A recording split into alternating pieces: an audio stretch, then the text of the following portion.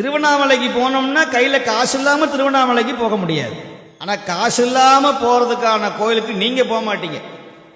ஏன்னா உங்க மனசுல பதிஞ்சிருச்சு, எங்க கூட்டம் அதிகமாக இருக்கிறதோ, எங்கு ஜனங்கள் அதிகமாக இருக்கிறதோ, எங்கு கடைகள் அதிகமாக இருக்கிறதோ அங்குதான் சக்தி அதிகமாக இருக்கிறது கடவுளுக்கு என்று நீங்கள் முடிவு பண்ணி விட்டீர்கள்.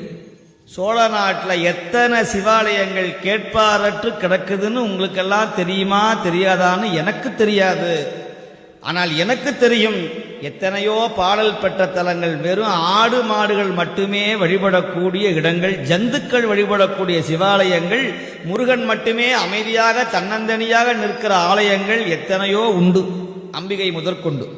என்ன நீங்கெல்லாம் என்ன பண்றீங்கன்னா, அப்படி ஒரு கம்பியை கட்டி இப்படி போய் அப்படி போய் அப்படி வந்து அப்படி வந்து இப்படி வந்து அப்படி உள்ள பார்த்தா ஒரு திருப்தி, நேரா பார்த்துட்டோம்னா சக்தி இல்லை அந்த சுவாமிக்கு.